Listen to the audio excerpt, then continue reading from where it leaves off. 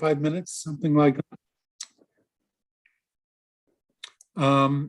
And shall we have the discussion after each paper, or shall we have it all at the end? Our plan was to have it all at the end, if that's okay. No problem. Okay, thank you. Just as long as we know. But let's give people another few moments.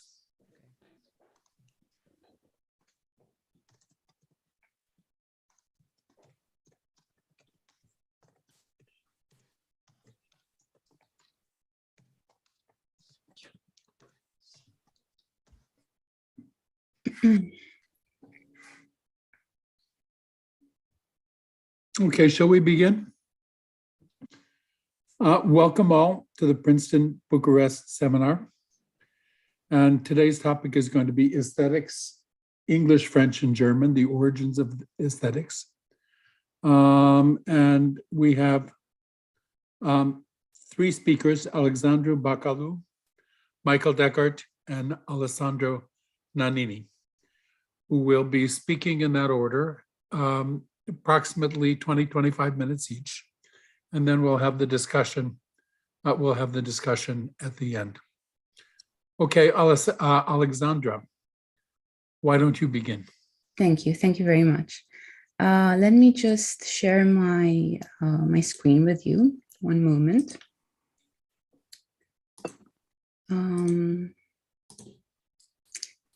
For some reason, it's no longer working.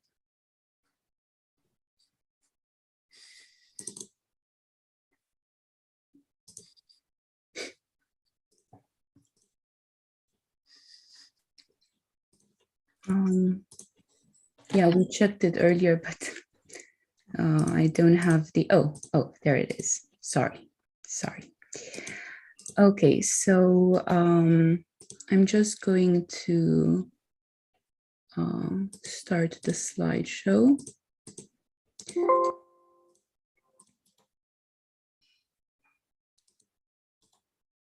Okay. Okay, so my topic for today is inward exercise, ingenuity, and enthusiasm in Shaftesbury's characteristics. This is based in part on forthcoming work that I have done on the topic of Shaftesbury's poetics. And so it reveals my general concern with early 18th century poetics and with the care of the self. And although this is based in part on forthcoming work, I will also try to raise and address a few ongoing questions that I'm still working on.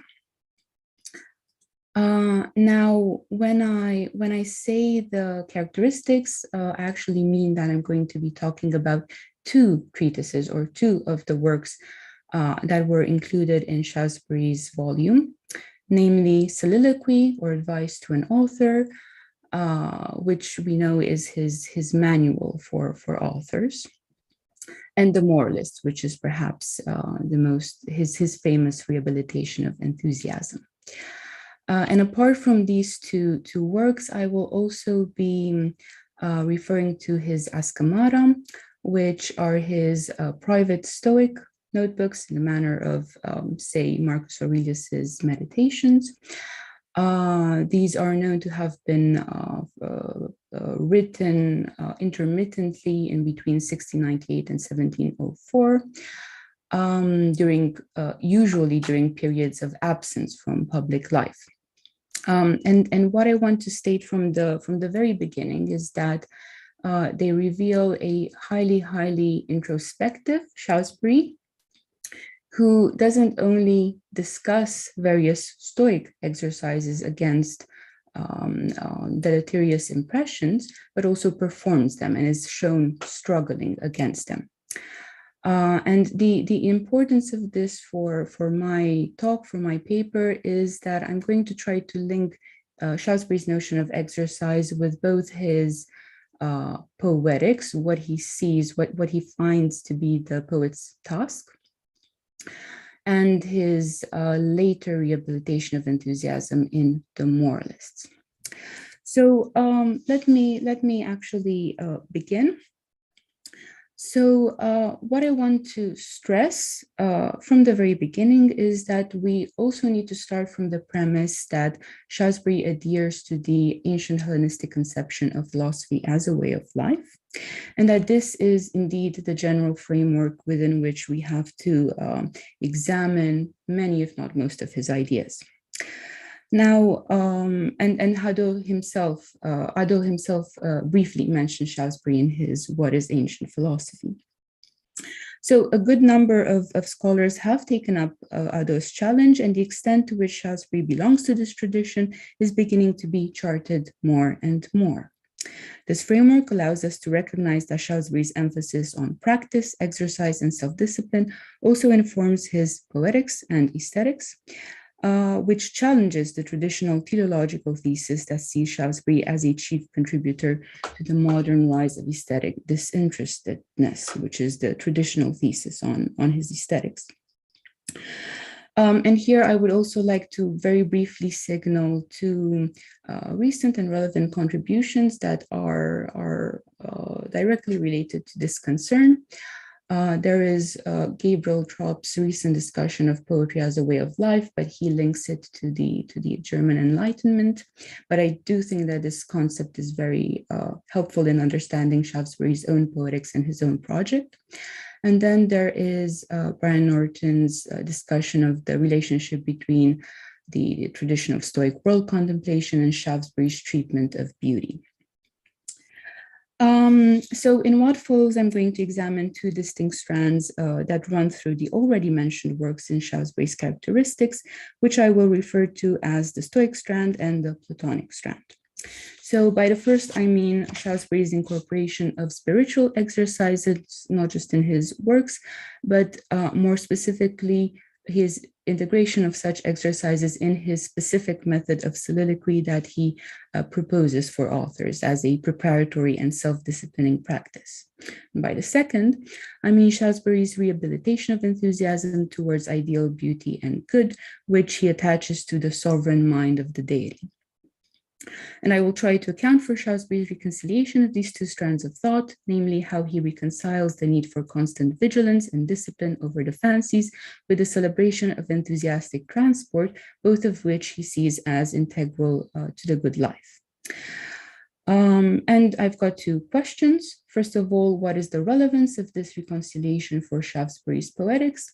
And the one that is at a work in progress status, what ingredients are built into Shaftesbury's specific model of poetic discipline? So what I mean by this is, on the one hand, what are the sources and the historical roots of this specific model of discipline? Or to take a slightly different but related approach, what are the conceptual adjustments and realignments that Shaftesbury operates in order to make room for this model?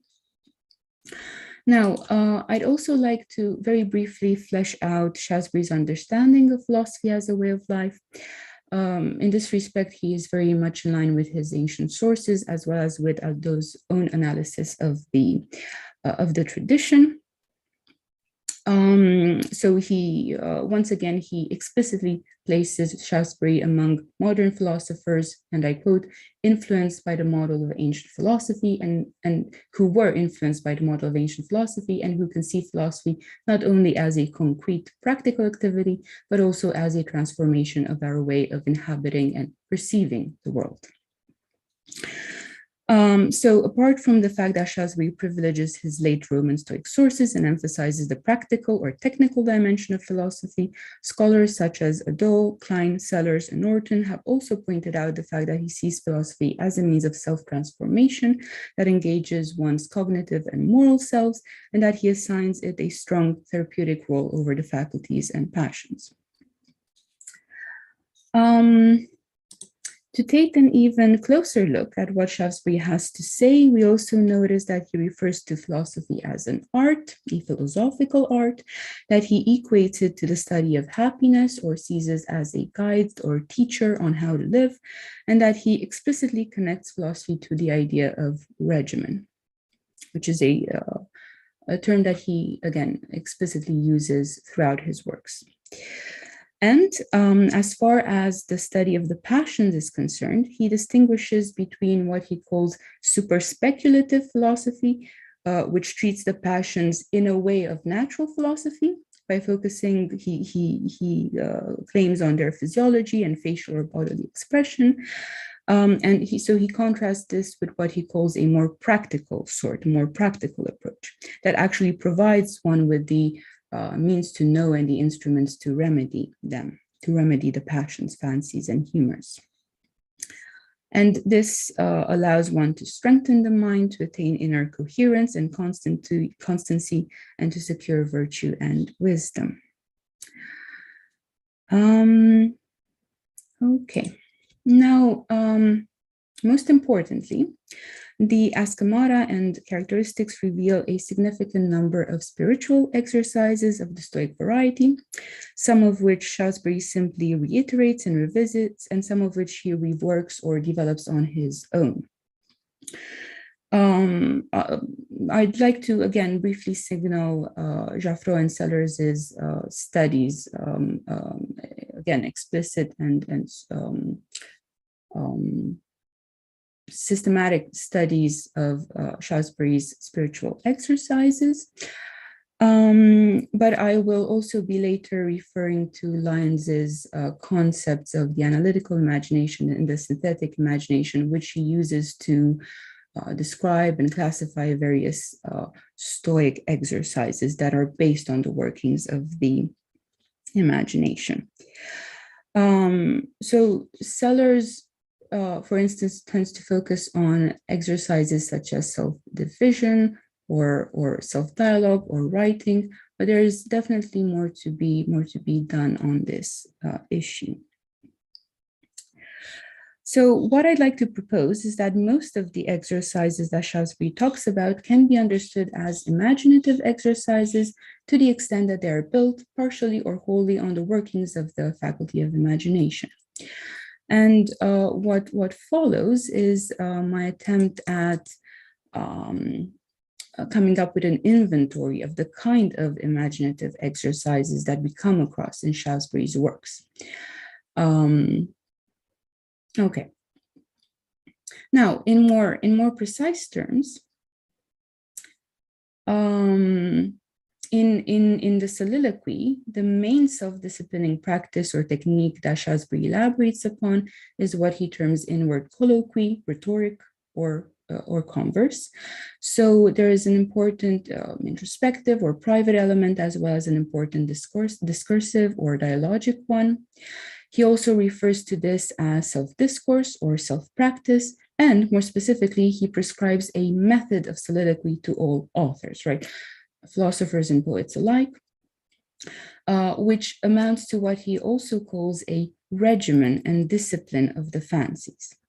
And this method of soliloquy is described as a form of moral training that is designed to correct and shape an author's mental contents before they are voiced in public or before they assume a written form. All the phrases that Shaftesbury uses throughout the soliloquy are more or less synonymous and emerge, in fact, as umbrella terms for various sub-exercises or sub-techniques, most of which rely on the imagination.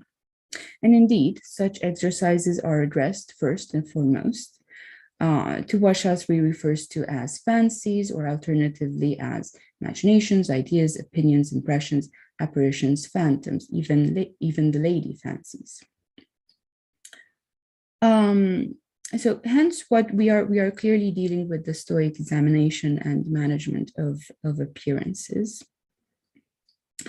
This is portrayed in Shaftesbury as constant vigilance and struggle against false impressions or non-cataleptic impressions that solicit our sense to deceiving representations of good and evil. Such fancies are not only described as distorting or deceiving, but also as particularly striking and overwhelming, as well as confusing or obfuscating. And this is what inward exercise is meant to curb. And as the term Shaftesbury uses indicate, such exercise also takes a dialogic or dramatic form. according to which the self should divide itself into several instances, and these instances should engage each other in dialogue. According to Shaftesbury, this strategy allows one to determine the true nature of the impressions they are confronted with, whether cataleptic or non-cataleptic, whether on the side of reason or on the side of appetite. I've got one excerpt here, which speaks to this. There's nothing more useful in the management of the visa or that helps to fight more strongly against the striking imaginations than to have a sort of custom of putting them into words, making them speak out and explain themselves, as it were, viva voce. Okay. Now, this is an inventory of the many different kinds of imaginative exercises that can be identified in Shaftesbury's writings, mostly in the Aschamata as well as in the soliloquy. And once again, they're not only described and discussed there, but they're also performed, shown at work. I have organized these around two main pillars, resisting and removing false impressions. This is a general strategy that can be connected to Lyons's own concept of the analytical imagination. And the second one is transforming and cultivating right impressions. Now, these aren't, of course, they're not, this distinction isn't there in Shaftesbury's own writings, nor is it in the ancient sources. So it is artificial to some extent, but I think it's helpful in revealing, first of all, the diversity of the kinds of imaginative exercises that Shaftesbury speaks about. And it also allows us to see that he is not entirely hostile to the imagination, which is very tempting to believe at first when seeing these exercises at work. Okay.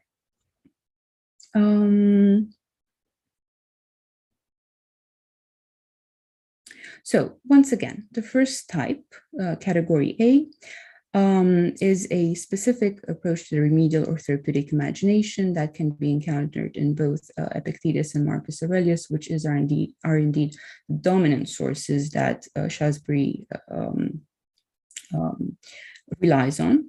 What is specific, of course, to this type of strategy is that impressions are first broken down into their constitutive elements, and then some of these elements are usually eliminated or replaced. The exercises that best fit into this category are the Epictetian technique of stripping impressions bare, of additions or associations not found in nature. In this category, we can also place the Aurelian technique of simply removing a disturbing impression altogether, erasing it.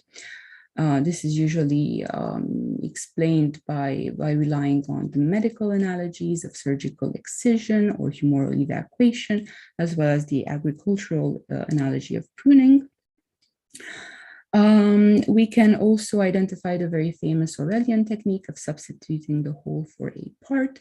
And then there is one of Shaftesbury's own technique of dividing and divorcing monstrous or chimerical impressions that are unnatural combinations of virtue and vice. And then on the other side, on the other hand, we've got premeditatio malorum, which doesn't surface to a great extent in his writings. We also encounter what Shaftesbury refers to as the inversion of appearances, which is a kind of, he describes it as making use of impressions or taking advantage of them by rectifying one's judgments concerning certain objects or situations and investing them with new meanings.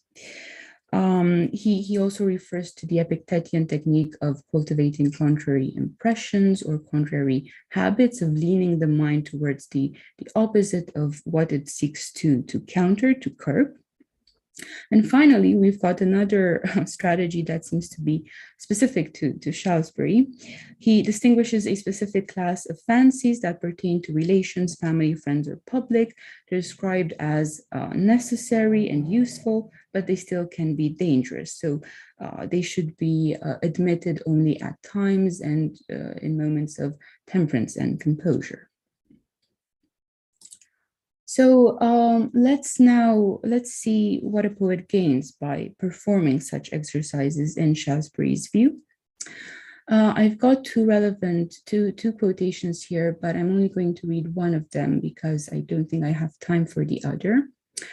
The second one. So Salisbury presents the results of this kind of exercise for the poet as such. Like that sovereign artist or universal plastic nature, he forms a whole, coherent and proportioned in itself, with due subjection and subordinacy of constituent parts. He notes the boundaries of the passions and knows their exact tones and measures by which he justly represents them, marks the sublime of sentiments and action, and distinguishes the beautiful from the deformed, the amiable from the odious.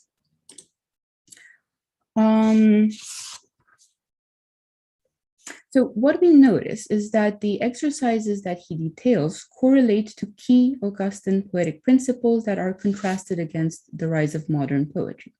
So the practice of partly or wholly removing unwanted impressions can be correlated with the aim of countering the verbose and egotistical tendencies of modern writers. The practice of rectifying and transforming false impressions is translated into the aim of maintaining judicious and probable representations of men's passions, humors, manners, characters that are then to be represented judiciously in writing. This is also connected to the aim of building a coherent, well-proportioned, and harmonious whole. And finally, the self-knowledge that is thus gained is correlated to the fertility of wit. And this transforms poets. It transforms modern wits into moral poets or second makers. And now I'm going to briefly connect this all to the question of enthusiasm and to Salisbury's own rehabilitation. So the literature on Salisbury's rehabilitation of enthusiasm and his concomitant critique of the passion is extensive.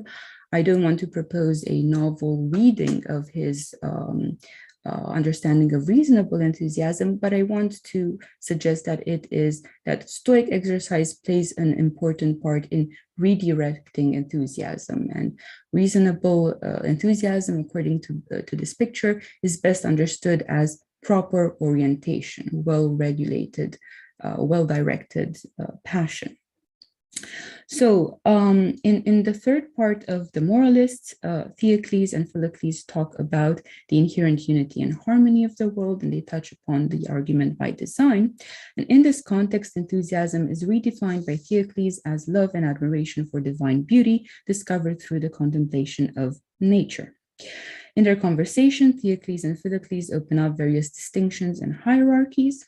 On the one hand, we've got what seems to be a Platonic hierarchy between different orders of beauty, the forms that form, and that which forms both. And this is often reduced to a simplified distinction between physical and ideal beauty. On the other hand, we've got two other Stoic distinctions between part and whole, and between external and internal form, right? And the previous one, the former, is connected to the exercise of the view from above. All of these distinctions conflate in part 3 of the Moralists, and reasonable enthusiasm is framed as that which is properly oriented towards ideal rather than physical beauty, the whole rather than a part, the inner beauty of virtue rather than externals or indifference. Not only do these hierarchies collapse, but the members of these distinctions are treated in the same vocabulary that Salisbury uses elsewhere to distinguish between false or non-cataleptic impressions and true or cataleptic ones. So particular beauty, parts, externals are labeled fancies, and what Philocles particularly used to fancy as his true good and interest, and this has to be subjected to examination. And if we look at the examples of the kind of examination that is supposed to redirect enthusiasm towards its proper objects, we once again encounter the same Stoic exercises, right? If we look here, a mass of metal, a tract of land, a number of slaves, a pile of stones, a human body of certain lineaments and proportions. Is this the highest of the kind? Is beauty founded then in body only and not in action, life, or operation? So we encounter here, once again, the Aurelian technique of substituting the whole for a part. And this is here directly connected to the cultivation of adequate enthusiasm, of reasonable enthusiasm. Okay, that's it. Thank you.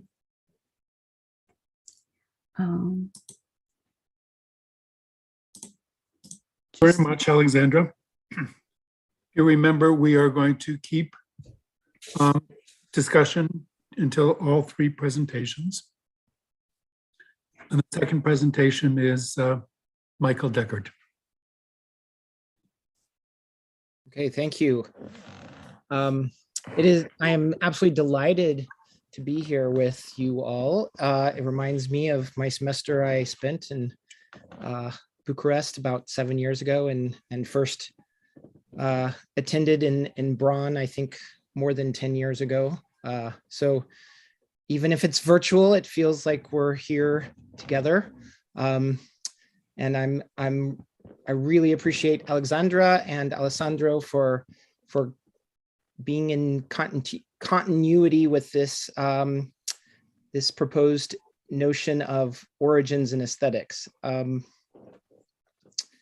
So I'm going to start, and you'll notice there is one word in the title different than what I proposed originally, and it's gonna sound a little different than the abstract, because I think the abstract wanted me to do a lot of things that I'm not going to be able to do in 25 minutes, but I'm going to at least point to or talk about those things mentioned in the abstract, just maybe not as fully as I would have liked.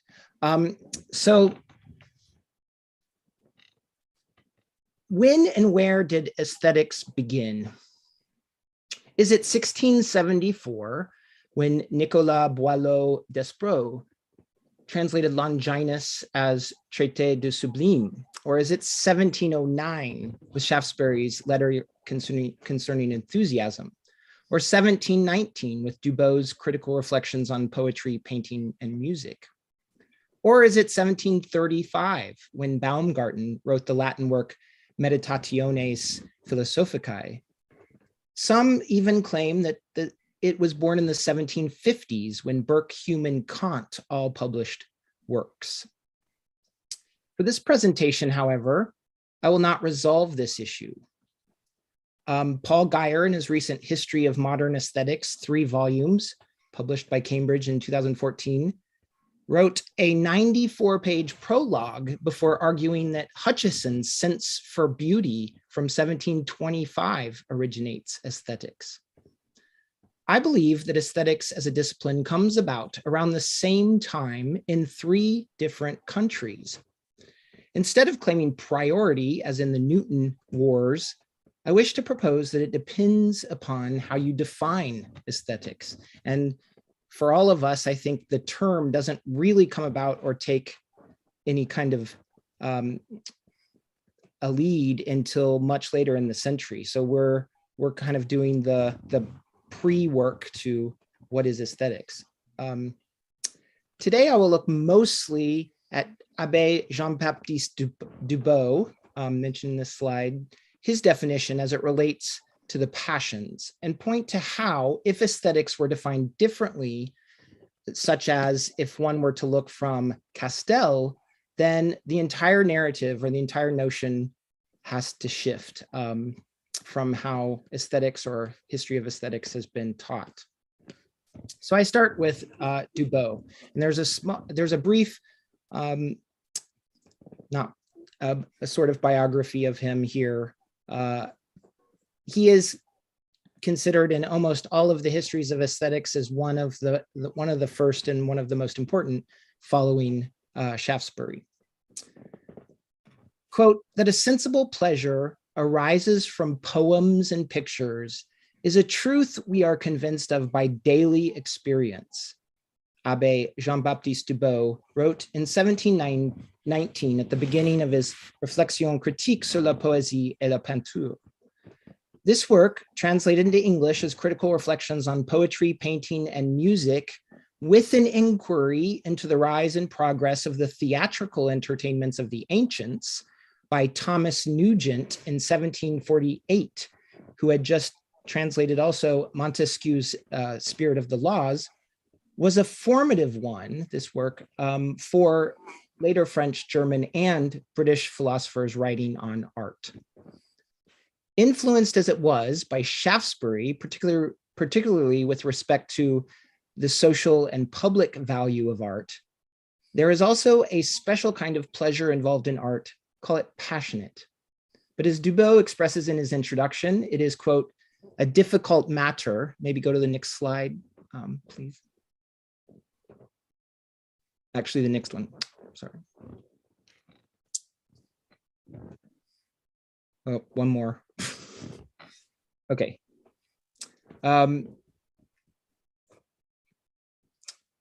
There is a quote from Dubois on one of these. It must be the next one, sorry.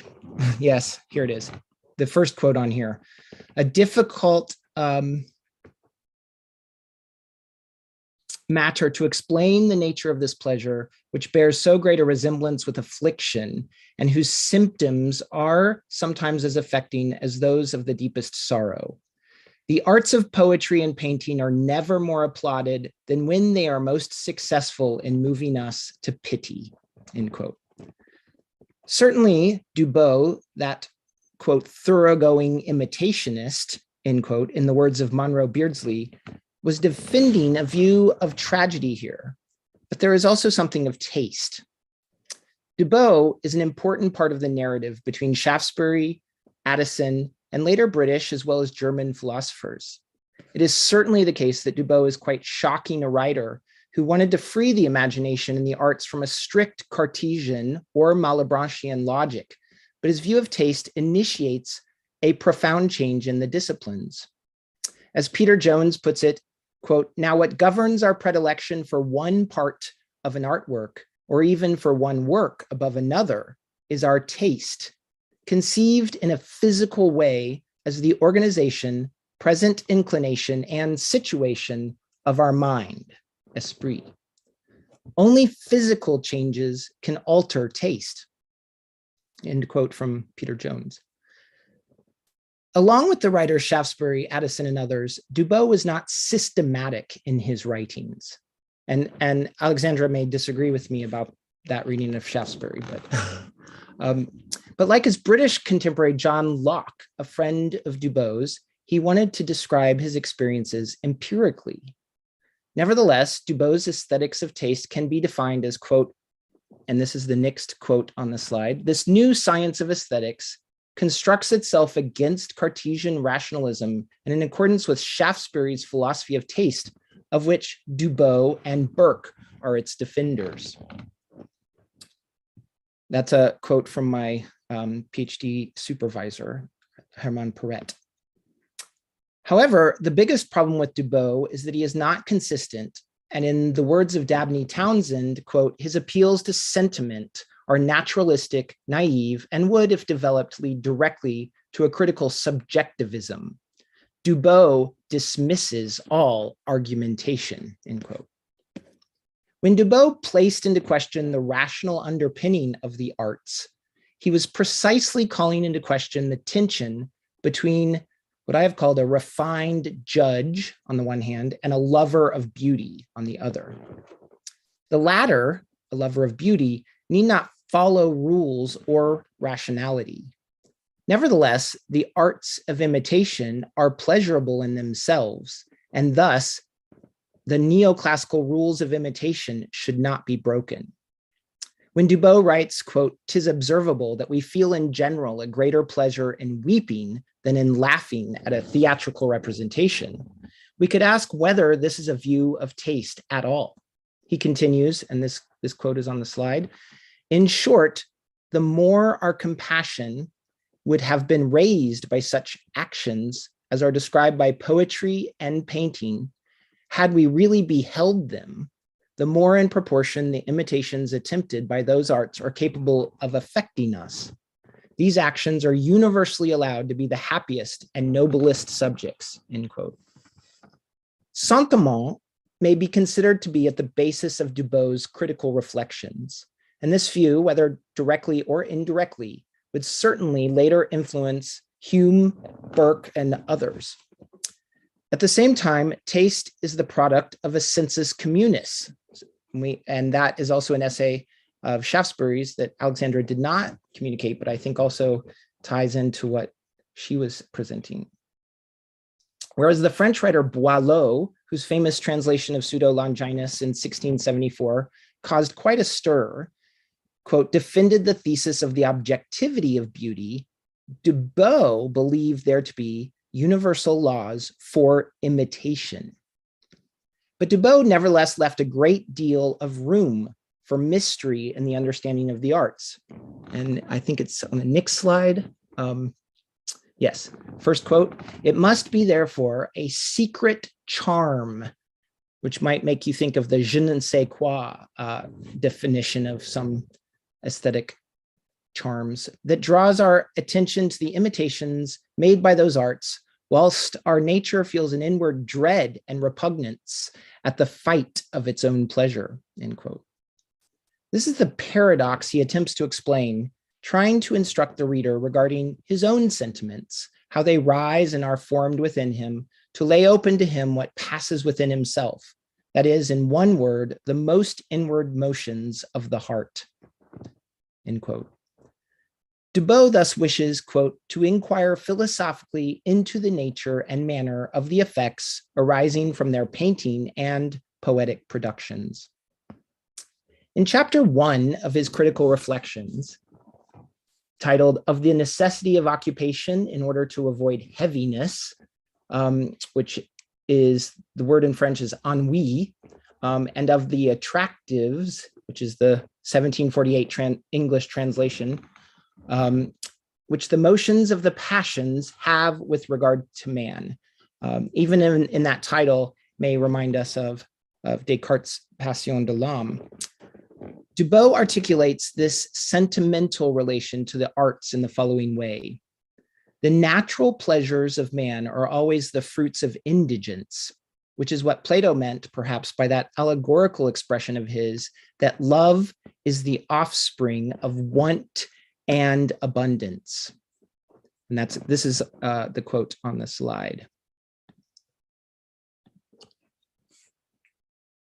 Let those that instruct the public with philosophical tracts expound the wonders of the divine providence in using such various precautions and methods to induce man by the allurements of pleasure to attend to his own preservation, end quote. As in Shaftesbury's work, there is a danger, I would contend, of too much thinking, and Dubos uses Horace to teach us how to be friends to ourselves. I would align this with the spiritual practices of Hadot, perhaps. To attain that perfection, a certain temperament of the body. This entails a particular kind of love or desire, what Dubos calls the offspring of want and abundance. Much of Dubos's writing furthermore reflects the influence of Shaftesbury and Addison. Even the Addisonian emphasis on imagination is present, as pointed out by Paul Oscar Christeller, as when Dubos writes, and I quote, I believe this is on the slide too, but the imagination by constant exercise is subdued and growing docile, submits to whatever laws we please to prescribe. By dint of meditating, we acquire a habit of transferring our thoughts with ease to a diversity of matters, or of fixing it to any one particular object, end quote.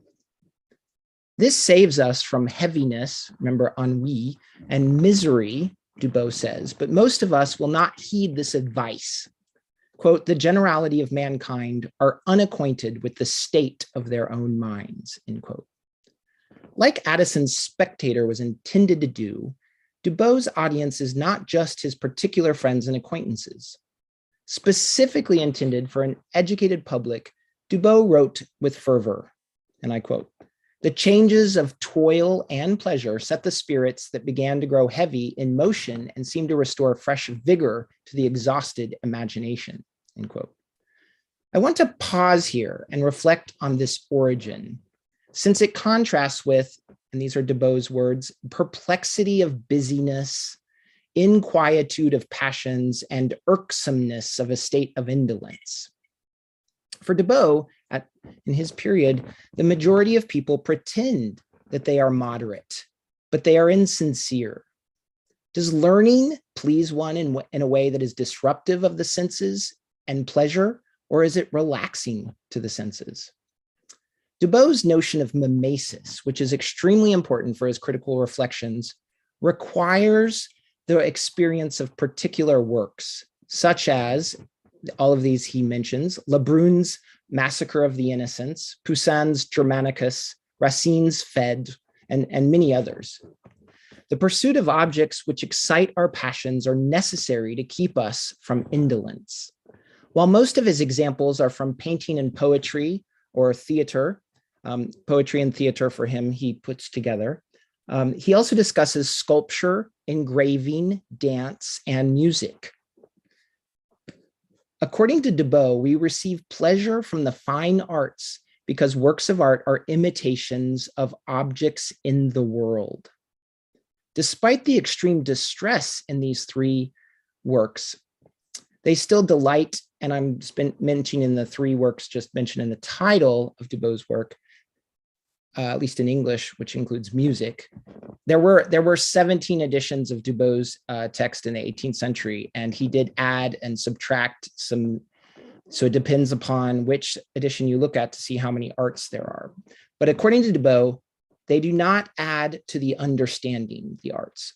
We are not moved by naked reasoning, but rather by eloquence, he says. Dubos, at the beginning of Critical Reflections, also discusses things like bullfights, gambling, and wine. I think the title of chapter 3 is truly revelatory on this point. Quote, "that the principal merit of poems and pictures consists in the imitation of such objects as would have excited real passions within us. The passions which those imitations give rise to are only superficial," end quote. That's the title of his chapter. Here is where Dubos may be mapped onto natural and artificial passions, but as I think his discussion is quite superficial. Since for Dubos, there is an essentially mechanical relation between the imitation and the pleasure or emotion, that is sentiment, there is further an echo of the doubleness within the sensus communis, which Shaftesbury spoke of. As Peter Jones writes, quote, "our taste, an essentially physiological mechanism, determines our predilections, but taste itself is affected by physical changes such as those associated with aging. We can consider man in terms of physical or social conditions," end quote. Dubos further develops what could be called a logic or science of taste, in which he must balance imitation, human difference, and social influences. He also plays on the term sentiment in French, or sens. He goes between the two, which can vary from emotion to passion, but also becomes a judgment or opinion. One scholar claims that the origin of Hume's distinction of impression and idea comes from Dubos. I am much more skeptical. It seems to me that for Dubos, sensation is not a deliberative or rational act. That which we like affects us both sensibly and sociably, and this liking includes many complex and associative memories and physiology, but little rational reflection. For Dubos, and I quote, "the end of poetry is to move us, and its value is judged thereby. Those best able to discern the value are the public, because they judge by sentiment, a sixth sense. The public is a restricted group of people who have acquired through experience a taste of comparison. Let me now just briefly take the painting of Poussin's Arcadia as an example. I think this is on the next slide. Yes, okay. This is not the tragic one. This is rather a beautiful one, I would claim. Unlike Germanicus, another Poussin painting, and the other works mentioned above, this painting does not contain the paradox of tragedy. Rather, in his brief discussion of landscapes, such as those of Titian or Carracci, Poussin, and Rubens, Dubos thinks that landscapes do not much affect unless there are people in them, such as Poussin's Arcadia. And I want you to judge for yourselves so that in question and answer, we can determine whether this affects us and what kinds of effects this painting has. I do remember seeing in Bucharest, there is a painting in the museum, the art museum, of the origin of art or the origin of painting. And I had quite incredible experience in front of that painting in Bucharest. It was not this one, but this one also is a representation of the invention of art in some ways, where they are drawing or looking at a shadow and creating a kind of sensible experience here. So Dubos just talks about how a landscape needs people in it to affect us. Otherwise, if it's just a landscape, it will have no effect. It is impossible, he writes, for the copy to affect me if I cannot be touched with the original, end quote. Here I must return to the notion of sentiment, since it is central to his thought. James Young and Margaret Cameron, who wrote the Stanford Encyclopedia of Philosophy entry for Dubos, that only the first edition of which was in 2019. So it's a fairly recent entry onto the Stanford Encyclopedia of Philosophy. They jumped to the conclusion that it is because of Dubos that sentiment became a commonplace in 18th century aesthetics. But Dubos never really defined sentiment. He does write that, and I quote, "The first idea is born in the soul when it receives a lively stimulus we call sentiments," end quote. But one can just as easily call this effects, such as in Spinoza. I am inclined to argue that there is no real philosophy or science here in Dubos. I know this is perhaps controversial. Sentiments, however, are connected to the sense for beauty, and it is possible that one can hear or see beauty through the senses. He writes that we have in us a sense intended to judge the value of works that imitate touching objects in nature, end quote. If Dubos is one of the first writers to compare a sense of beauty to gustatory taste, his rationality for doing so leaves us bereft of a real definition, in my opinion, of aesthetics. Now, I'm just going to pose at the end, if you go back a few slides to the Castel slide. Thank you. I'm only doing this as a conclusion and as a provocative claim because no history of aesthetics has Castel in it. And I want to keep to the 25 minutes. So I will not do him justice here. But he is, and I'm using several of his works, seeming to do something very similar to what Dubos is doing, also dedicating it to Montesquieu, like his Nouvelle Expérience d'optique et d'acoustique were dedicated to Montesquieu. There is a circle, and we can talk about this more after all three of us have presented, but there is a circle of, I would say, influences on Castel that I could argue that he may be seen as aesthetic. One of the biggest influences on him was the 17th century Jesuit Athanasius Kircher, and Kircher's experiments and magic were an extremely influential, were extremely influential on Castel. So both Dubos and Castel, I would say, write in a journalistic style. So it's hard to defend them as having truly a philosophical or scientific edge, but, and I want to use J.B. Shank's article that was in the first issue of Journal of Early Modern Studies that comes out of Bucharest to say that he writes, the subservience of mathematics to ordinary empirical naturalism and its appeal to a sensual and pleasurable approach to mathematical learning as an antidote to the cold abstraction of modern mathematics. Now, Castel was mainly known as a mathematician, as it says here, but his contributions, I think, in the Journal des Travaux or Travaux could be argued as an origin of aesthetics in place of perhaps Dubos.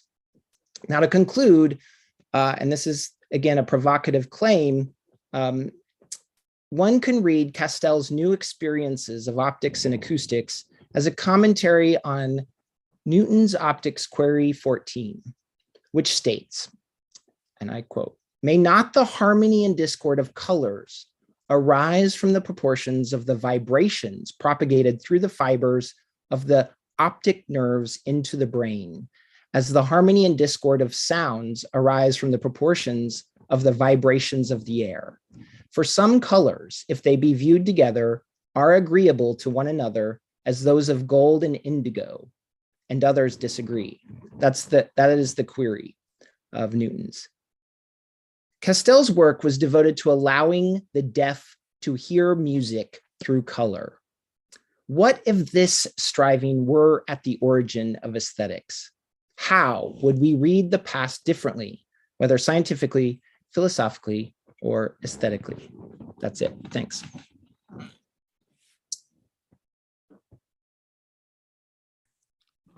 Thank you very much. And now, finally, what we've all been waiting for, Baumgarten, and the German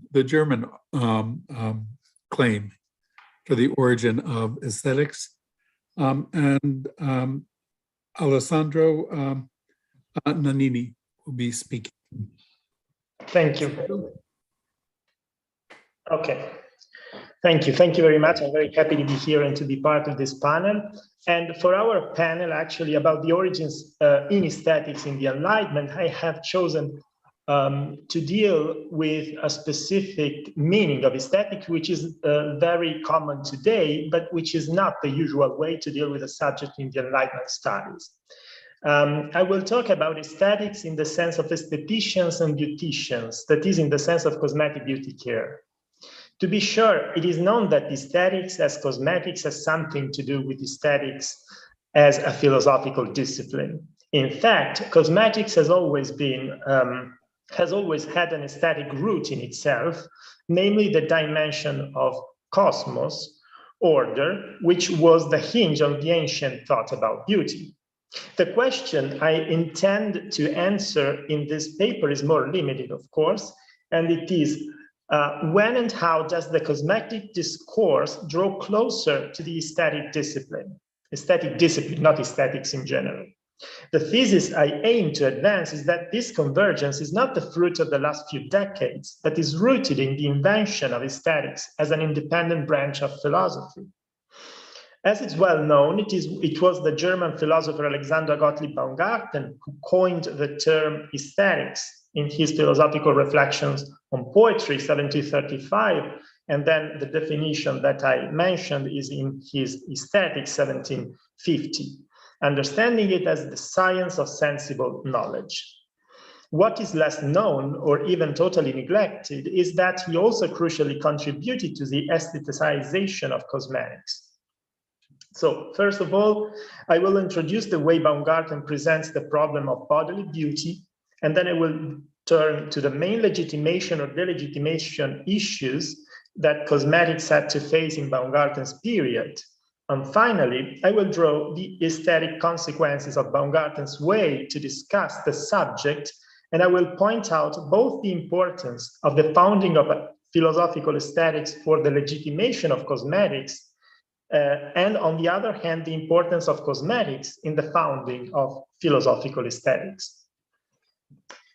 Introducing the issue of bodily beauty in his Ethica Philosophica, so not in aesthetics, but in his ethics, 1740, Baumgarten affirms that body shape, that is forma corporis, Leibesgestalt, is perfection or imperfection of the whole body, insofar as it is observable by the eyes. In this way, Baumgarten applies to the body the definition of beauty as phenomenal perfection that he states in his Metaphysics, that is, perfection observable by taste in the broad sense, hence subjected to the judgment of the senses. And here, Baumgarten might remember Du Bois. It is interesting that this perfection must be submitted to the judgment of the bare senses. Baumgarten's student and co-founder of aesthetics as a discipline, Georg Friedrich Mayer, will claim, the cheeks of a beautiful person are beautiful to the extent that one looks at them with the naked eye. Let's observe them through a magnifying glass. Where is its beauty? One will hardly believe that such a disgusting surface covered by a coarse tissue full of mountains and valleys whose sweat pores are full of waste, on which hair grows everywhere, is the seat of the love instinct that wounds hearts. This is at the beginning of his aesthetics, so it's not something that is not so important. The unpleasant metamorphosis, Mayer claims, is due to the intervention of the magnifying glass, which, turning the confused perception into a distinct one, leads to the destruction of beauty itself. The problem of corporeal beauty was a common theme in Baumgarten's philosophical milieu. In his Deutsche Physiologie, so German Physiology, 1725, Wolff explained that the human body is made in a way that its non-paired parts are in the middle and look like each other at their extremities. Its side parts instead are double and similar to each other. Since these rules comply with the concept of eurythmy, Wohlgereinheit, it is legitimate to conclude that the external form of the body is made in a eurythmic manner. Since eurythmy contributes to the beauty of a body in general, the eurythmy of the human body, along with the proportion of the parts of the body to one another and to the body as a whole, will promote its beauty. On his part, Baumgarten does not limit himself to taking note of the existence of bodily beauty, but also stresses the importance of its care, at least for the little that depends on our will. To be sure, the pursuit of beauty cannot be given the precedence over higher goals or run against them. However, it is right not to neglect them under the cover of Stoic indifference or religious reasons. How can one improve bodily beauty? First of all, by averting superfluous activities that might corrupt it. Along with prophylactic measures, one also has to act proactively to increase beauty through what Baumgarten calls in his aesthetics the discipline of a well-groomed or adorned body. The issue of cosmetics was, in any case, particularly delicate, even in the 18th century. In his De Compositione Medicamentorum Secundum Locus, Galen drew a distinction between ars comptoria or comotica, on the one hand, devoted to the artful and mendacious care for beauty, that is the makeup, and ars exornatoria or cosmetica, which has medical goals and is based on nature. A physician is therefore allowed to take action on the looks of a person when certain diseases, in particular dermatological diseases, from alopecia to scabies, from impetigo to leprosy, damage its surface and natural beauty, but should not be concerned, for example, with making the color of the face shinier or ruddier. Such remedies are frauds, comptori malefici, rather than medicae artis opera, the work of a true physician.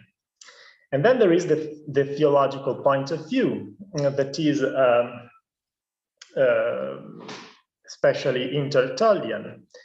Female elegance, in this case, was harshly criticized by these contemporaneous of Galen, Tertullian, 3rd century. And in his De Cultu Feminarum, Tertullian rejects the female cultus, that is the jewels, pearls, and luxurious clothing, and ornatus, that is the care of one's hair and skin. Together they form the habitus. It is one of the meaning of this word in Latin, as they are based on concupiscence and a connate disposition to libido. To justify the prohibition of female luxury for Christian women, Tertullian refers to the Book of Enoch, an apocryphal writing of the Ancient Testament, where the introduction of female ornaments is attributed to the fallen angels, who showed to women bracelets, ornaments, tints for their eyelashes, and so on. In this conception, if the bodily embellishment is rejected, it is because Satan himself was the first beautician. The distinction between ars ornatoria or exornatoria, that is cosmetica, legitimate on medical grounds, and ars comptoria, which falsifies natural beauty, is still present in the medicine of the early modern period.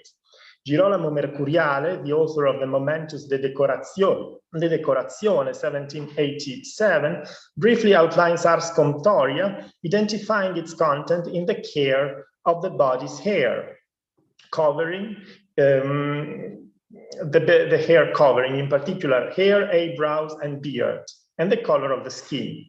To be sure, medicine should not deal with this matter as such, but the apparent similarity with ars cosmetica obliges the physician to discuss some of his themes per accidens, as Galen had already stated. This subdivision still emerges in the 6th volume of Zedler's Grand Dictionary in the 1730s, in which Zedler doubles the cosmetic entries, distinguishing cosmetica medicamenta from commotica ars. While cosmetica medicamenta include those medicines devoted to the purification of the skin as well as to the removal of the skin spots and freckles, the ars commotica is considered as a technique to conceal natural defects. The suspicion against ars comptoria, in any case, is no longer self-evident. Let's take, as an example, an anonymous essay of 1747, the Leibdiener der Schönheit, devoted to beauty care. This essay still mentions the distinction between cosmetics and commotica, but the author is eager to take a stand in favor of the latter, in favor of commotica. Ultimately, he argues, precisely because man is the imprint of the divine image, it is necessary to make sure that such an imprint is not altered owing to neglect or to a bad applied makeup. The argument used by Tertullian against female ornaments here becomes an argument against the inability to make oneself up, to adorn oneself, to which precisely commotica can remedy. Likewise, Scripture is still quoted as an authoritative source in cosmetic matters. The passages, though, are no longer drawn from Paul's or Peter's epistles or from the Book of Enoch, but from Judith and Esther, where cosmetics is regarded in positive terms. Such a change from the medical and theological point of view finds an essential ally in the philosophy of the period. With Wolff, for example, the distinction between artificial and natural beauty, underlying the distinction between cosmetics and commotica, is reinterpreted as a continuous process, so not versus but and. As Wolff affirms in the first book of his Jus Naturae, 1740, not only are we bound to preserve natural beauty, but we must also make up for its defects and increase it through artificial beauty, including the various bodily ornaments, from clothing to accessories, rings, bracelets, wigs. And this holds true both for women and for men. In fact, other people can take pleasure in us thanks to our bodily beauty, thus making a contribution to the fulfillment of God's requirement that human minds be joined by a love bond.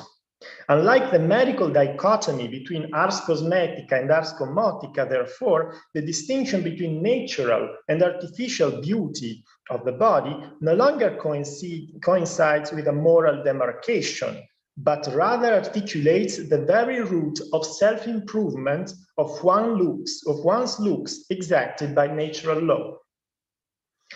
Wolff is well aware of the peculiarity of his position, to the point that he admits some might consider it even paradoxical. The source of these possible criticisms must have been, first of all, the pietist moralizers, such as Joachim Lange, who had thundered against any luxury in clothing, rejecting it as mere vanity. Meyer as well takes issue with these severe critics of morals who condemned any new fashion as vain and earthly, in the conviction that early fashions are more innocent and purer. The attack against the theological condemnation of fashion and cosmetics is also shared in a less obvious way by Baumgarten himself, who distinguishes the sinfulness of certain actions erga omnes from their unseemliness for some.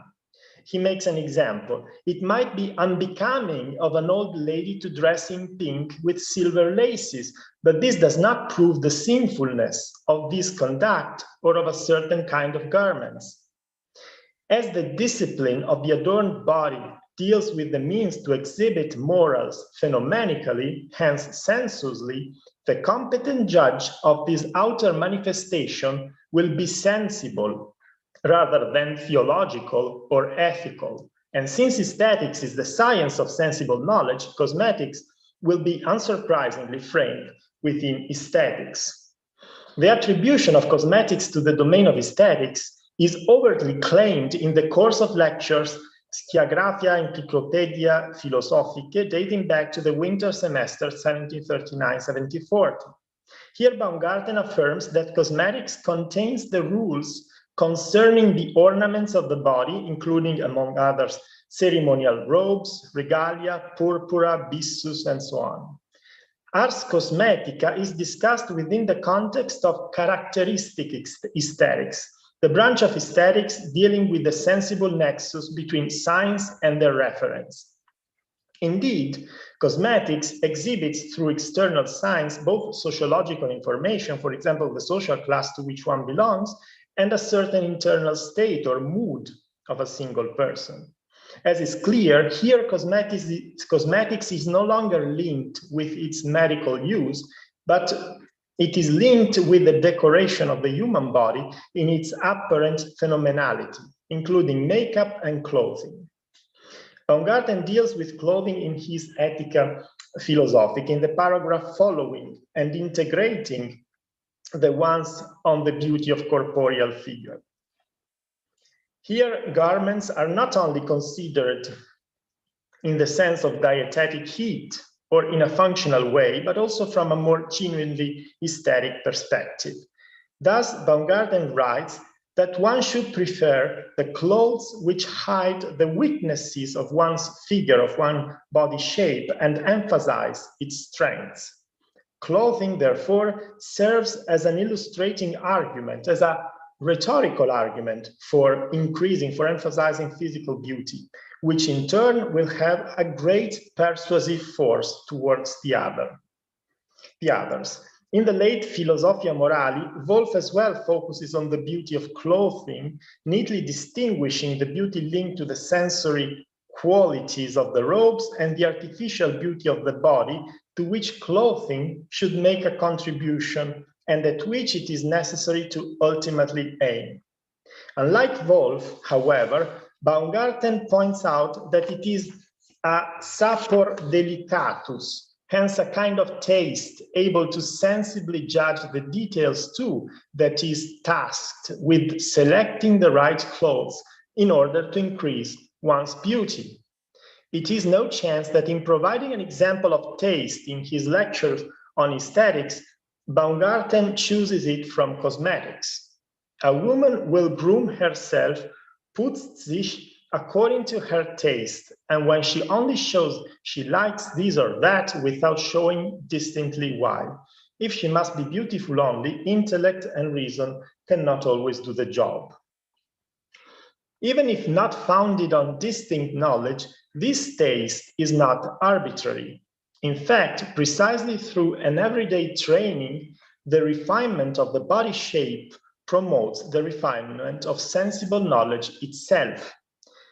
The beautiful mind, he dictates to his students, must train herself in the beautiful. This is what a woman does, who grooms herself every day to please and be beautiful, even if she does not always wear or show off her best dresses. If grooming oneself is an exercise in the beautiful, in the perfection of sensible knowledge, the cosmos evoked in the word cosmetics here becomes an intensification of an order internal to aesthesis. Hence, cosmetics is a beauty treatment not only because it concerns the representational dimension of decoration, the adorned body as a phenomenal object, but also because it constitutes a sort of spiritual exercise which cultivates the sensible thought of the practitioner.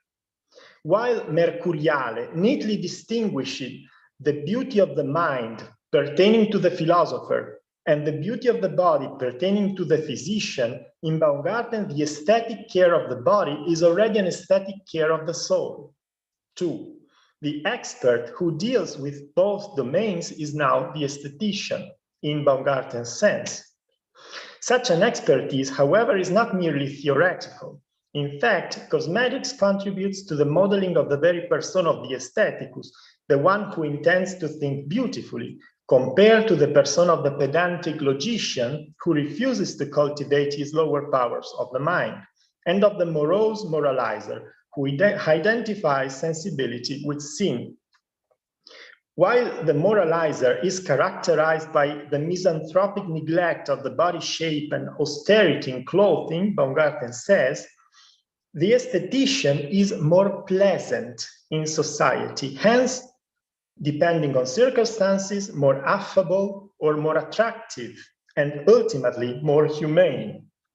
Such a pleasantness is due not least to the fact that the aesthetician embodies the wisdom of aesthesis in his own way of life, hence also in ornaments and in the so-called phenomena corporis, gestures, facial expressions, manners, clothing, which arouse a moderate sensible pleasure in the others, thus fostering mutual sociability. Not by chance, I argue the aestheticus incarnates well before Kierkegaard, the model of the seducer.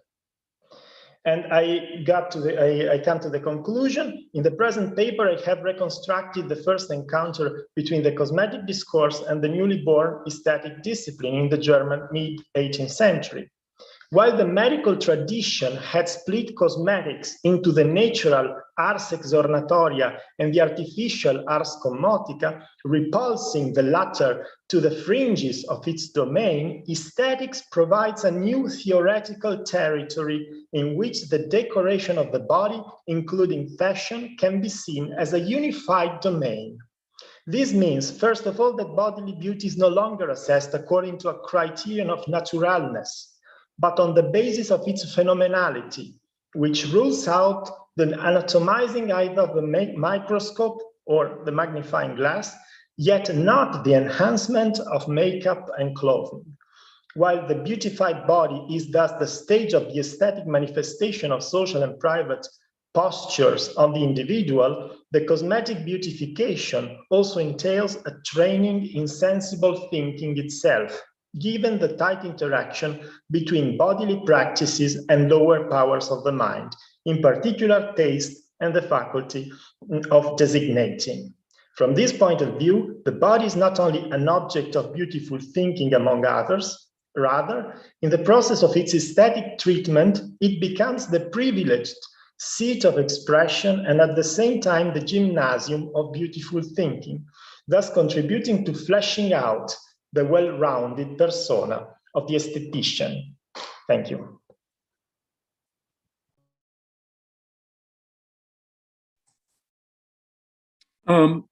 Thank you very, very much, Alessandro. Thank you very, very much. also Michael and Alexandra. Alessandro, can you change the settings so that your screen is no longer, there we go. And now the discussion is open. If you could use the hand function under reactions and let me know if you have questions. And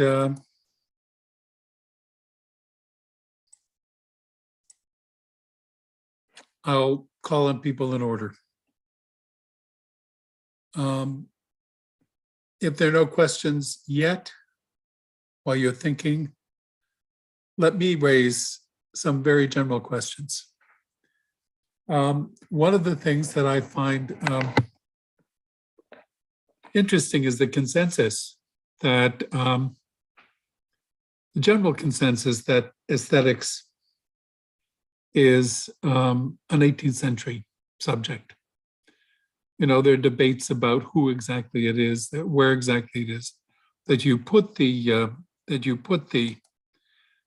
origin of aesthetics. But in general, I think the consensus is that it's somewhere in the early mid-18th century. Why not earlier? For example, Hume of the Standard of Taste,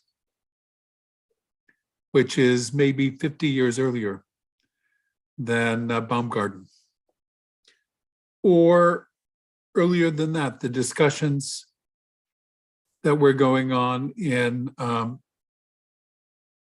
Italy around the founding of opera in the late 16th century, beginning of the 17th century, and the use of music to elicit the emotions. For that matter, why not go back to, those have their origin in two things. First of all, in ancient music theory, which was certainly concerned with consonance and dissonance. And in ancient theory of tragedy. Why not, you know, Aristotle? Why not Plato? Why not ancient music theory? And I'm relating now to what Alexandra said about Shaftesbury. She related Shaftesbury's conception of spiritual exercise to Adot and the ancients. What is it, you know, why is it, or what is it about these 18th century people that we find relevant to the question of, you know, why is it that they are identified as the founders of aesthetics? Why not see it as, in one way or another, something that goes back in different ways to these other figures? Any of you, particularly the three people who just gave papers about 18th century. What is it about the 18th century that you find is doing something new? Would any of you like to answer, Alessandro? I can say what I think. Well, I think that aesthetics is maybe the only discipline that still has problems to define its epistemological status. So much of the discussion about aesthetics is about what is aesthetics, what is the normative image of aesthetics that we have. And this, I say this because I think that we can consider Aristotle, Plato, or whatever before the 18th century as aesthetics, just in the light of what happens in the 18th century. So it is, in a sense, the normative image of aesthetics that it was built in the 18th century as made up of the three classical strands of beauty, sensible cognition, and arts, and in the way it was institutionalized in the 18th century, because to create a discipline is always born as ancient in order to justify itself. Even Baumgarten says that, of course, there is Aristotle, and Baumgarten takes for himself the role of the one who makes aesthetics come of age. He doesn't think that he invents aesthetics, but I think that actually something happens in the institutionalization of the discipline in the 18th century, not least the origin of the history of aesthetics, which is a literary genre that needs a past to be. So, of course, there is a past of the single strands. There is a thought of beauty, there is a thought of arts, there is a thought of sensible cognition that dates back to the anima by Aristotle and so on. But, for example, I speak for Baumgarten. Baumgarten, for the first, he's one of the first that makes converge the tradition of Poetica and the tradition of the anima. Before Baumgarten, poetical themes were treated in literary, rhetorical themes, and aestheta were just psychological things. Baumgarten puts together these and unifies it with the discourse of beauty. This is for me. Michael, you look like you're... Yes, and my claim is that it depends how you define aesthetics. So if it's defined as a science of sensible knowledge, as many have defined it, or Kuhn Vermeer and I published a book that was called The Science of Sensibility, and that was our definition of aesthetics, and not just aesthetics, but certainly the set of practices that aesthetics could be included within.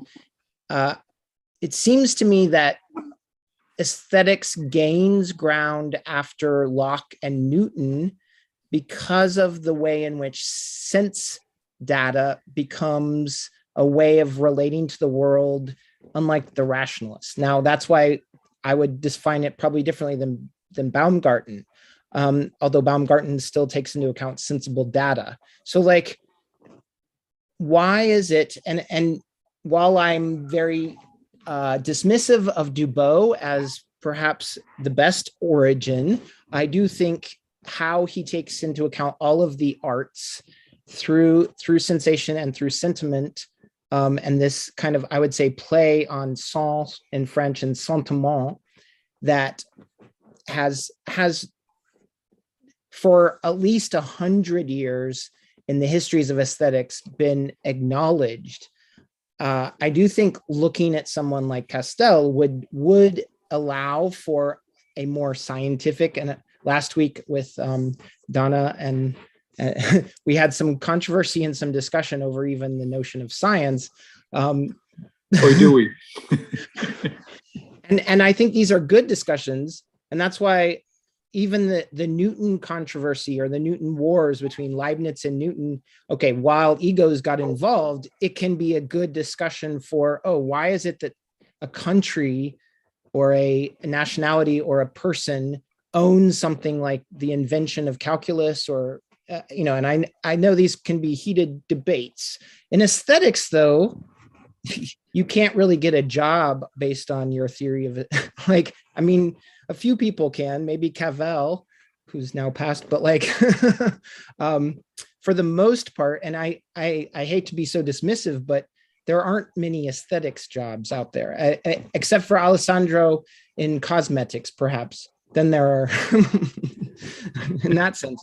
So when we play with this notion, and I say this play in the very kind of Gadamer taught me about the ancient notion also. I think he was a great classicist of play as meaning, it doesn't mean you can't play seriously in philosophy, but when I'm doing aesthetics, I feel like I'm enjoying it more.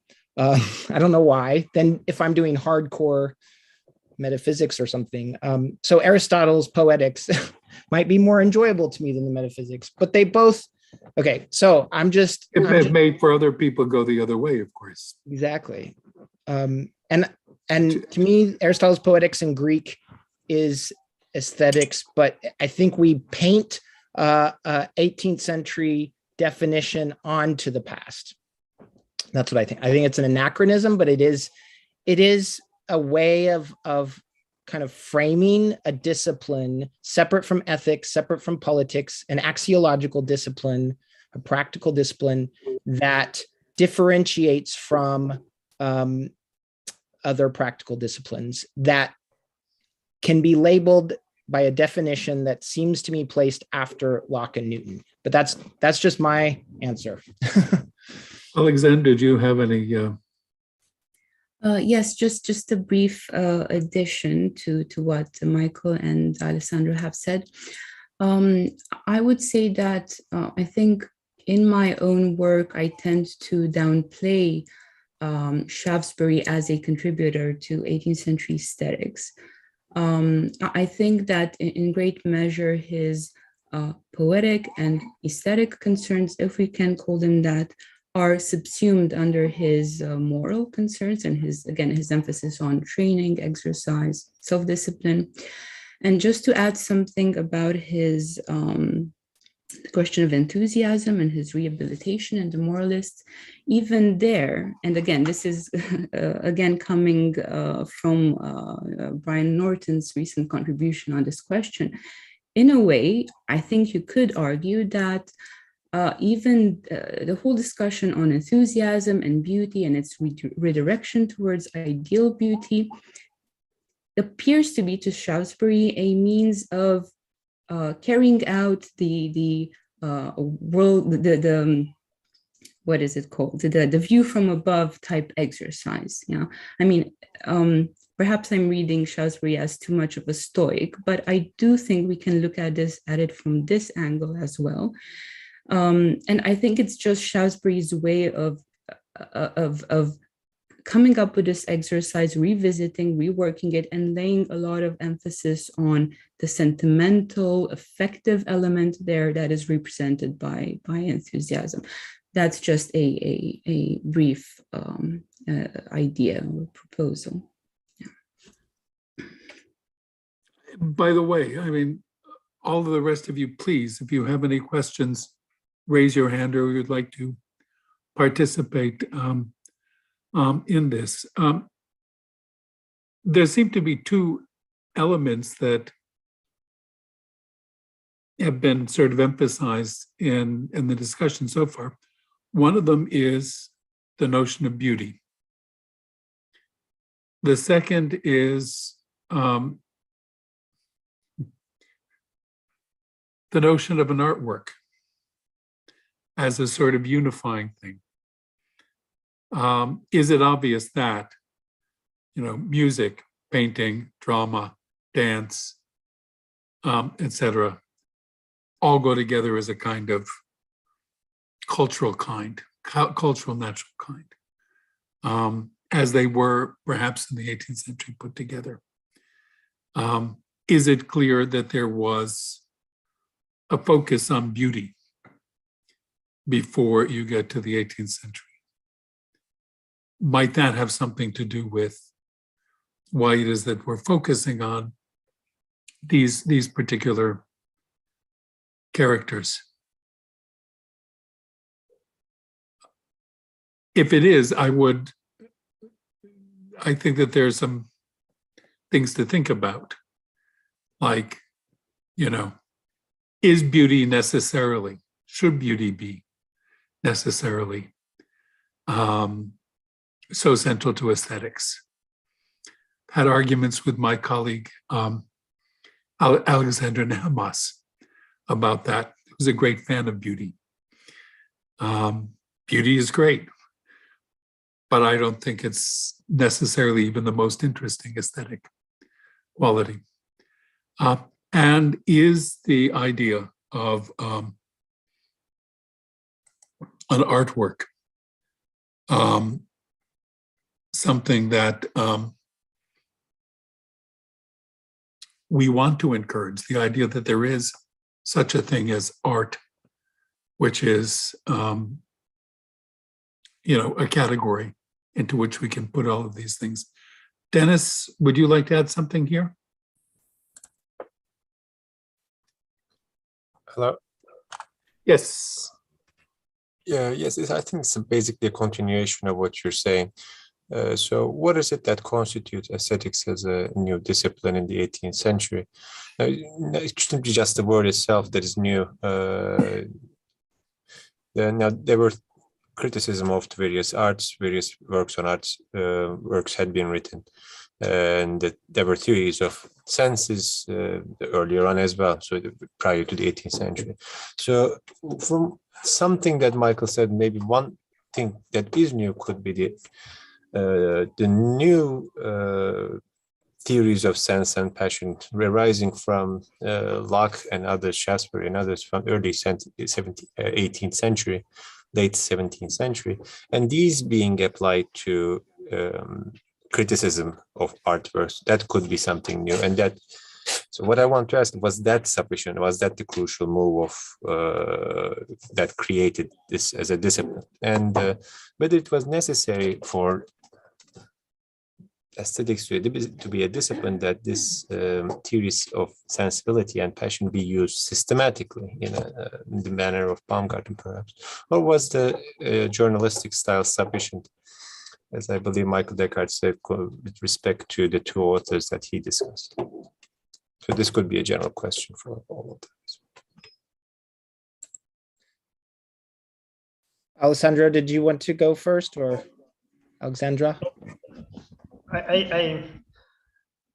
First of all, I would like to say a word about what Daniel said. Is beauty so important? I think that in the evolution of aesthetics, especially in the last, with analytic aesthetics, so like in contemporary aesthetics, we appreciate much more than beauty, I would say, aesthetic qualities, like the interesting, the sublime, that of course had a long history. But so I would like to open a little bit. Beauty is like a kind of umbrella concept. It's not just beauty in itself, but more, we would say today, aesthetic quality, aesthetic qualities. And what is new? Well, I would not dismiss the word in itself as a novelty, because it makes it possible to take together subjects that were not always together in the past.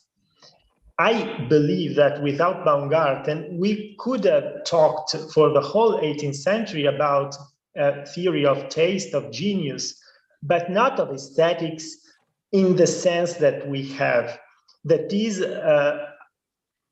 based on sensibility. Then from Hegel onwards, aesthetics became more and more, aesthetics, in the preface to his lectures on aesthetics, Hegel said, okay, we might call it Kabbalistic rather than aesthetics, because actually we are talking about beauty and about the arts, but we just stick to aesthetics because of the use. So there was a long period from Hegel to Adorno in which philosophy of art was the main meaning. Today we are, from the 70s, after Adorno, we are reappreciating, in a sense, the pre-Kantian aesthetics, and also the sense of theory of sensibility, which is not against a philosophy of the arts and is not against beauty or aesthetic qualities, but I think it gives a sense of unity. Another thing that I would like to add is that it is interesting that we have these big three strands, like beauty or quality, aesthetic qualities, sensibility, and the arts. But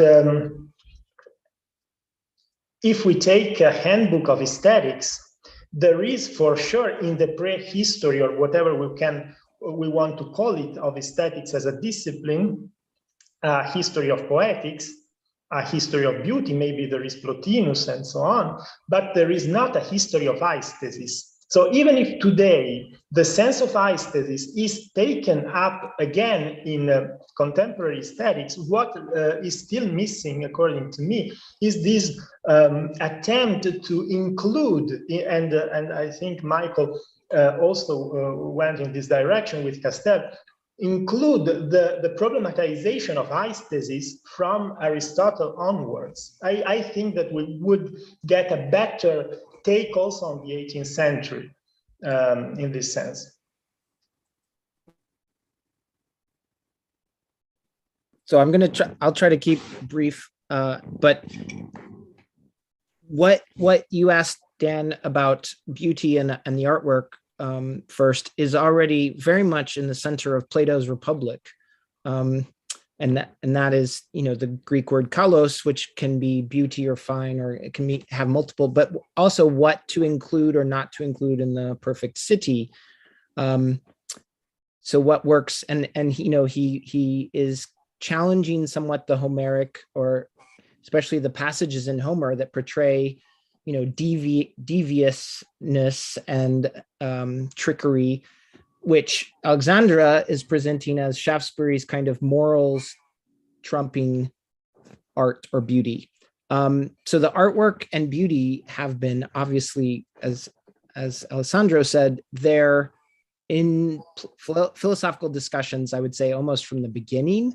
But what was lacking, and I think you're absolutely right, Alessandro, is that we need to reshape or refigure or re-narrate the history of the discipline with a kind of question of what does aesthesis even in the Greek mean, and what would that look like throughout history.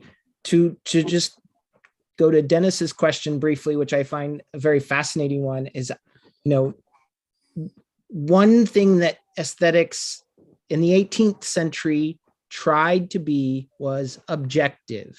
It's trying to take something like taste, and it's even Kant in the Third Critique, that is his entire goal.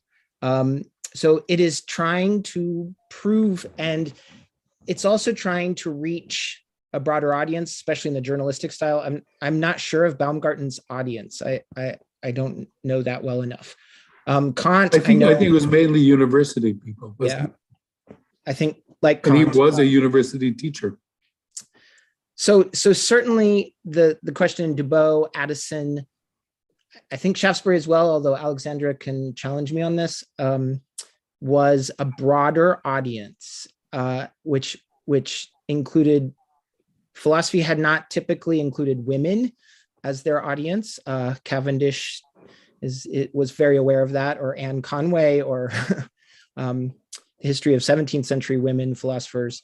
Whereas in the 18th century, it becomes more democratic, or at least it attempts to become more democratic, whether it actually becomes, but it has always been a little bit elitist, as the sociologist Bourdieu points out in his work on taste. Is he takes a Marxist take, and he thinks aesthetics is always, or Terry Eagleton as well in his work, critiques it for it's like the arts, opera, for example. If we were to begin with opera in the 16th century, as you said, it's beginning of the 17th.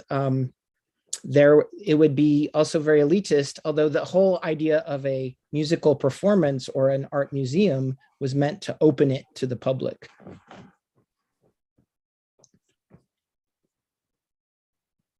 Alexandra, do you want to? Not for the moment. No, I'm still pondering a few things. I think the idea of a science of the senses certainly is something that's interesting, but it seems to me that when you're looking at aesthetics in the 18th century, in what sense are we dealing with a science of the senses? Here is one conception of sort of an artwork as focused just simply on the senses, and that would be John Cage, the composer. I don't know if you know him, but one of the things I find absolutely remarkable is his famous 4 minutes and 33 seconds, where the pianist gets up, sits down for 4 minutes, 33 seconds, and then stands up and goes off. But there are a number of other works like that, where Cage gives the performer directions to go to a particular place for a particular period of time, make a recording of whatever sounds happen there. And it's actually quite a remarkable thing, because it forces you to focus on just what it is that you're hearing at that moment, at that particular place, in a kind of unplanned way. You know, people coughing in the concert hall or talking, you know, whatever cars seem to be going by at a particular place that you are doing the recording. Does that count as an aesthetic object? And in fact, might that count as, you know, more of an aesthetic object than, say, listening to a symphony or standing in front of a painting? What is the science of senses that people were talking about? Presumably it's not John Cage. Although his scores are quite beautiful. What was that? Yeah, no, I think that they're very interesting. Sarana has a question, and Terry Bristol has a question or an observation. Yes, thanks. Initially, I had punctual local questions for two of the speakers, but then there was this much more interesting discussion on the very definition, perhaps, of aesthetics going on. And I was thinking that part of the answer must lie in understanding how the self-consciousness of this discipline and its practitioners grew. So that, as Alessandro said, the usage, the first usage or usages of the word must be important.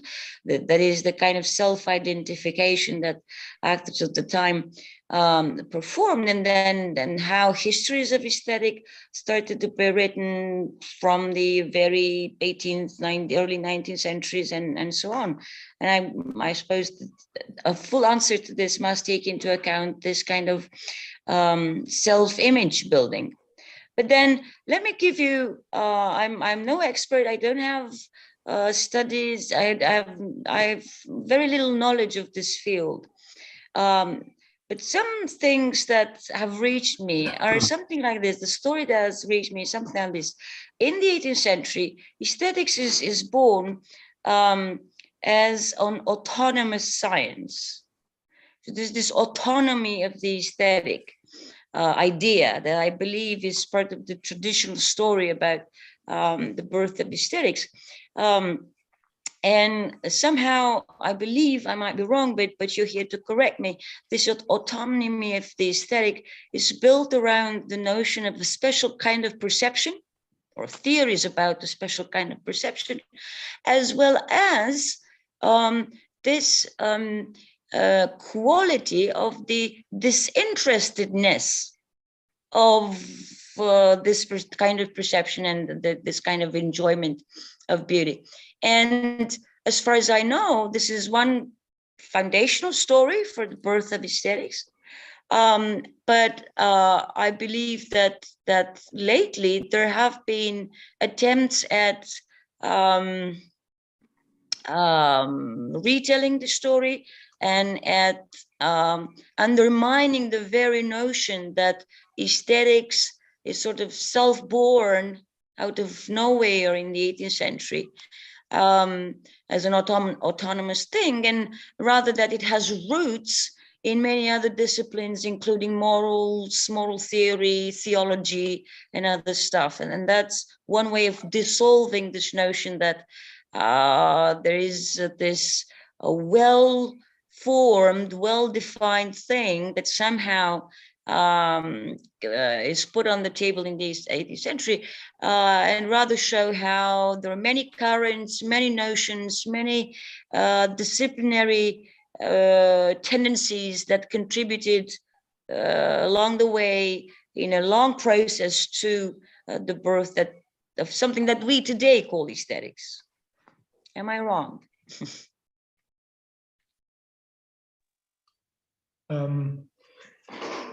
I go first, Michael, Alexandra. Okay.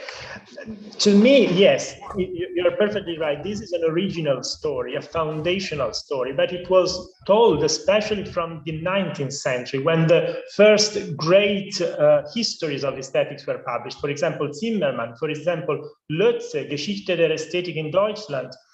In these stories, all the attention was to Kant and how Kant was the real founder of aesthetics. Today, we didn't mention Kant as a possible founder of aesthetics, but in the 19th century, it was certain, it was sure that Kant in the Critique of Judgment was the founder of aesthetics for these important, very important historians of aesthetics. And of course, they tried to put emphasis on the characteristics that Kant's aesthetics had.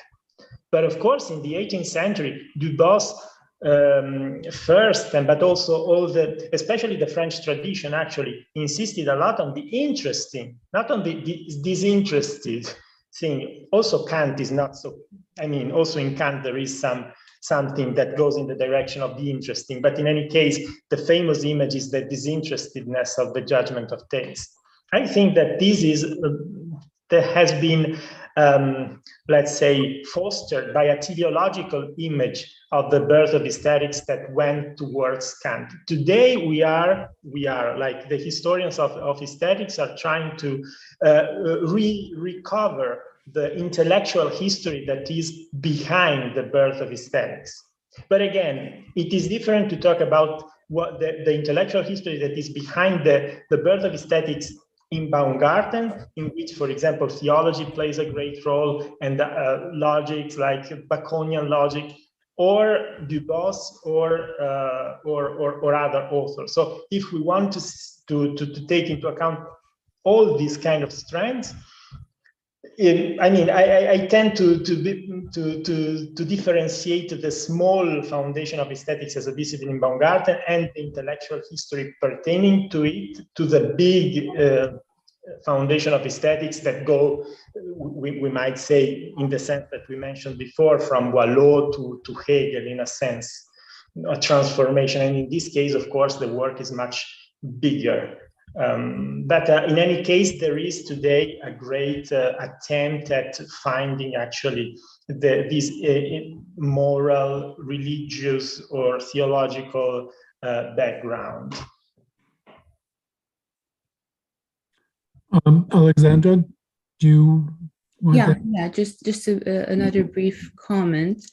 I definitely agree with you, Sorana, and that's why I myself am wary of explicitly and thoroughly thinking of Shaftesbury as a originator of aesthetics. If we take a small example from Shaftesbury, so he does, and this ties in with the previous question as well.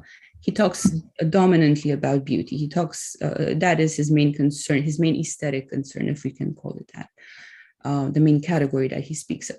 But when he defines beauty, he actually means proportion, order, symmetry, harmony. These are the actual categories that make it up. And of course, these are not to be found, to be encountered when he simply speaks of, contemplation of art objects, contemplation of nature, of the world. These are his concerns throughout his philosophy, whether he speaks of his poetics, of his political philosophy, of his religious concerns. these are even signs, elements that signify, indicate the health of the passions, right? That's his criterion, right? Passions are well-oriented, well-ordered, leading to virtue if there is a kind of inherent principle of harmony and proportion that they abide by. Yeah? So, and Shaftesbury is also very, he draws all these analogies. He's very analogous in the way in which he speaks about all these concerns. So, yeah, I think that does illustrate what you were saying, Sorano. Yeah. Michael, do you want to? Yeah, I just want to also say that there is this alternative at the origin of interest, as Alessandro mentioned, and especially its relation to emotions or passions, and this kind of certainly, Sorana, there is an autonomy. It's trying to separate itself from being reduced to ethics or something like this. And a few years ago, when I was asked to teach environmental ethics, this is 8 or 9 years ago, I said, okay, I'm going to call it actually environmental aesthetics when I taught it. And I went through the kind of history of thinking and looked at how they wrote about nature instead of reading it as what's right or wrong to do or the laws regarding environmental concerns. I wanted to ask, how does beauty relate to nature? And that was a particular way that I was making aesthetics like an autonomous discipline from ethics. And I think one can go back. Most famously, Kant includes trees and flowers, and Hegel excludes it. Those are the two famous ones that you could say contrast each other. If one reads Shaftesbury or Dubos or any of these without the artwork in mind, but let's call it kind of like John Cage was trying to get us to pay attention to, is the everyday aesthetics, which is a new kind of movement within aesthetics, is, okay, my curtains, and I think Alessandro was pointing this out with cosmetics, right? My my blanket that or even Iranian carpets, I think that's also could be considered aesthetic, but also all of nature, animals and trees. And then another discipline that comes about in the 18th century that's within aesthetics is the aesthetics of disgust, or Ekel in German. That becomes also a very important way of thinking. I think precedes Kant as well. Instead of just pleasurable, but all of these, especially the Ekel or the disgust, is an anti-disinterestedness, even though it comes up in Kant. And Alessandro pointed this, is I think Kant wants it both ways. He wants to be disinterested, and it's like you still have to have some kind of feeling, or his term is Gemüt, that is touched by something.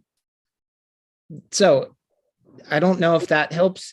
I know we had one more question though from Terry Bristol. Terry?